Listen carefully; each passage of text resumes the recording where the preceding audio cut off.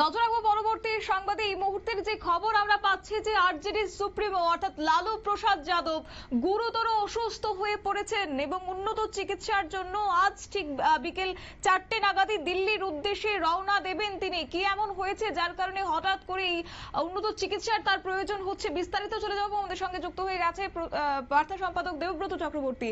দেবব্রতদা, কি জানতে পারছো, কি হয়েছে ওনার? প্রথমেই যে কথাটা বলতে হয় যে আসল যে রোগটা হচ্ছে লালু প্রসাদ যাদবের কিন্তু ব্লাড সুগার রয়েছে। এর মধ্যে তার আঘাতজনিত কারণে ক্ষত তৈরি হয় এবং সেই ক্ষত বেশ কিছুদিন যাবৎ তোমার ছাড়ছিল না।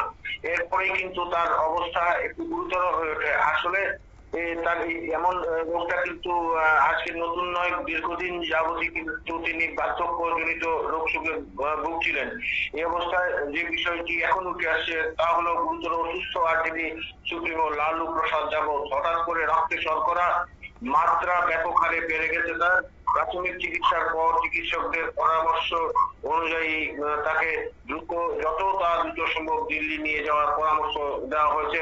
লালুর পরিবারের তরফে জানা গেছে উন্নত চিকিৎসার জন্য বুধবার বিকেল 4টে নাগাদ দিল্লির উদ্দেশ্যে রওনা দেবেন লালু প্রসাদ যাদব। সেখানে এইমস হাসপাতালে চিকিৎসা হবে লালু প্রসাদ যাদবের। আরজেডির তরফে যে খবর দেওয়া হয়েছে বা জানা গেছে তাতে বার্ধক্যজনিত সমস্যার পাশাপাশি দীর্ঘদিন ধরে সুগারের অসুখে ভুগছিলেন লালু প্রসাদ যাদব। এর আগেই অসুস্থতার জন্য বহুবার হাসপাতালে ভর্তি হয়েছে লালু প্রসাদ যাদবকে।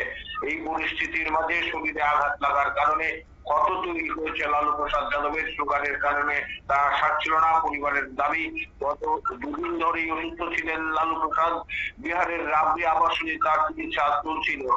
তবে লালুর শারীরিক অবস্থার কোনো উন্নতি বা পরিবর্তন না হওয়ায় চিকিৎসকরা তাকে দিল্লি নিয়ে যাওয়ার পরামর্শ দিয়েছেন।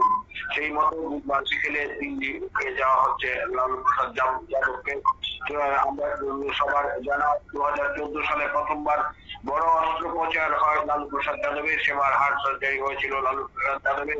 এরপর সেভাবে বড়সড় কোনো সমস্যা দেখা না দিলেও 2022 সাল নাগাদ কিডনির অসুখ ধরা পড়ে এই দেশের প্রাক্তন রেলমন্ত্রী। এবার বিহারের প্রাক্তন মুখ্যমন্ত্রী রক্ষাকর্তা হন। এবার তার কন্যা রোহিণী 2022 সালে সিঙ্গাপুরে কিডনি ট্রান্সফার করা হয়েছিল আরজেডি সুপ্রিমো। এরপর থেকে কিছুটা সুস্থ ছিলেন তিনি।